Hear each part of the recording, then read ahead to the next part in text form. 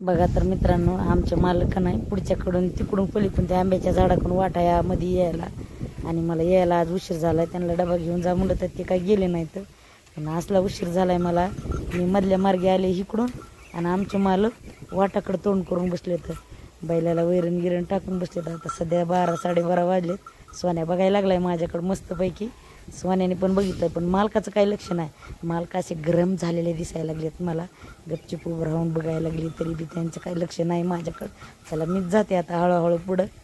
गप्प बसायचं, हां, बोलायचं नाही. कोणी मोठ्याने माझ्या पायचं देवाचं जाय नाही का टकोराला हात लावून बसले. तर अगं बाय बाय बाय बाय बघितलं हसले कडे. मला तर वाटलं काय म्हणते, पण काय नाही. भूक लागली, म्या बघितलं कशी काय भूक लागली ती, कसे काय बसले होते मालक म्हणून बघितलंय म्या.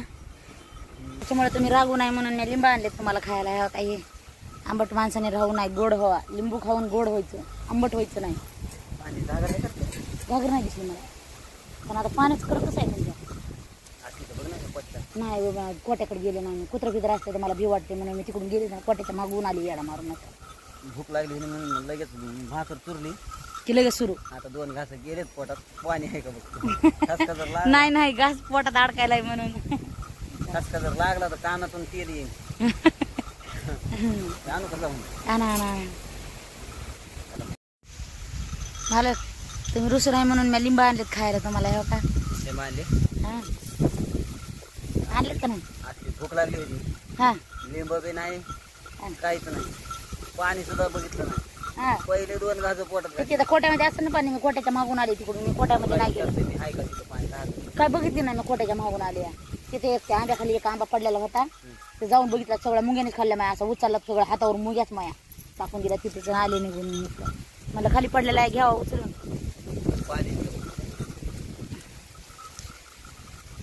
पाणी आहे का बघ. बघा नाही तर कानातून तेल येईल.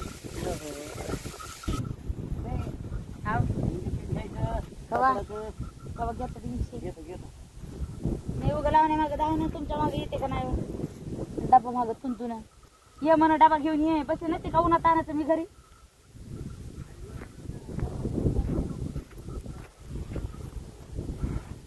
निघून आली होत नाही तर.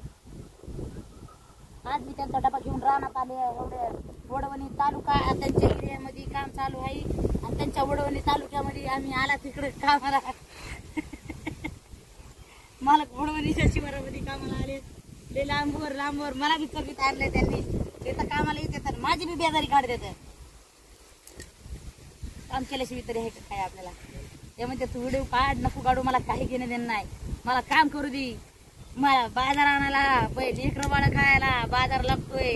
तू येडूच्या नादाला लागून मला येडा करची. काय करावं आता? नेमकं करावं काय? व्हिडिओ नाही टाकला की लगेच म्हणते ताई तुमचा व्हिडिओ नाही आला. आणि इकडून तिकडून काहीतरी टाकावं तर लगेच म्हणते ताई तुम्ही आधीच व्हिडिओ टाकतात, मला त्याची व्हिडिओ टाकतात. टाकायचे तरी कसले मित्रांनो, भावांनो, कमेंट करून सांगा मला की ताई तुम्ही ह्या नंबरचे व्हिडिओ टाका. कॉमेडी व्हिडिओ टाकव तर कसले टाका सांगा. मी कॉमेडी करायला आले का नाही रानामध्ये? मला असली भारी कॉमेडी येते. पण आमचे मला 2 बैल घेतात, रानात येते. मग माझी कॉमेडी सुरू. मी घरी, आमचे मालक रानात. अशी कॉमेडी येते आम्हाला काढायला. काम नाही केलं की आमची पोटाची कॉमेडी बंद.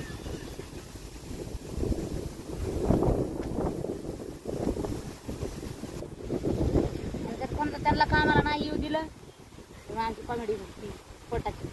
काय करावं? सवयीचं राम तारीख काढायचं आपल्याला येऊन त्यांच्या मागं व्हिडिओ. काय करावं?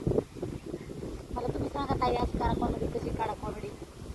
एक दिवस बघायला चालले म्हणून कॉमेडी काढली होती. मामाची पोराची त्याला गमत केली. पण काय बाईला करतच नाही. काय बाई अशीच करायची, काय बाई फेमस होती, काय बाईनं गरीब मदत मलाच करायची. तुम्हाला काय बघायचं असतं ते मला तर मिळलं द्या. पुढं चाललं की काय नाद वाढायचं काम करायचं. काय म्हणतात ना,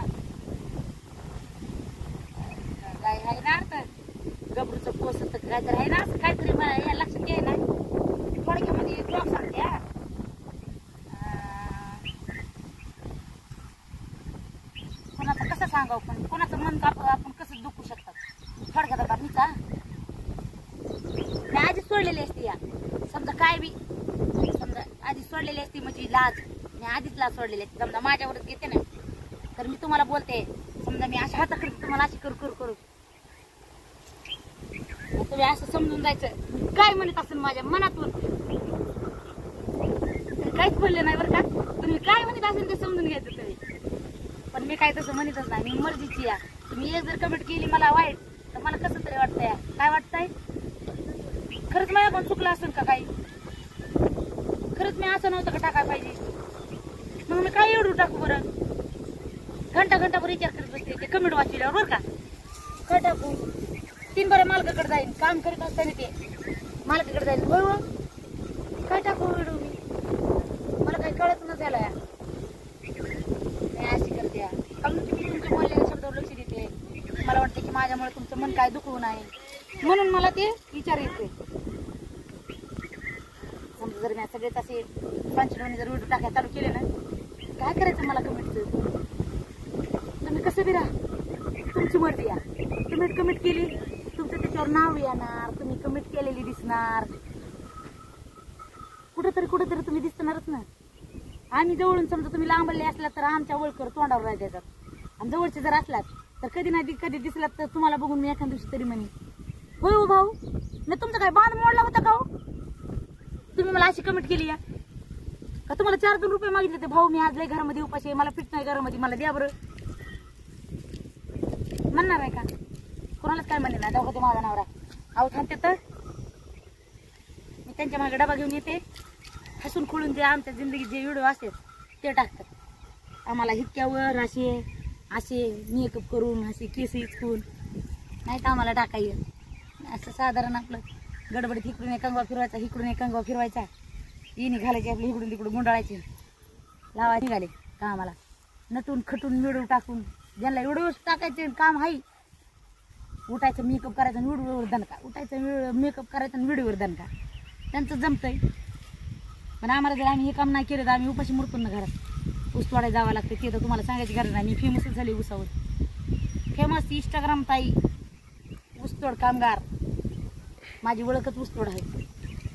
करायचे असले तर भावांना चांगले कमेंट करा, नाही तर करू नका. आणि जे भाऊ आणि ज्या ताई मला चांगल्या कमेंट करतात त्यांना माझा मनापासून धन्यवाद. कारण की त्यांनी खऱ्याने गरिबी बघितलेली असणार आहे, किंवा गरीब माणूस बघितलेला असणार आहे. आणि हो, अजून एक गोष्ट सांगायची मला, काय माहिती का? माणूस म्हणताय की मी माझे, माणूस म्हणताय का नाही मला माहित नाही, पण मी म्हणते स्वतः, आपल्या हाताची 5 बोटं सारखी आहेत का? आहेत का? खरं सांगा, कमेंट मध्ये मला सांगा. नाहीत ना आपल्या 5 बोटं हातासारखी? पण विचार करा, हेच 5 बोटं एका जागेवर आले का नाही की हाताने असं दान करू शकतो माणूस. दान 5 बोटाने दान केलेलं त्याला तुम्ही म्हणते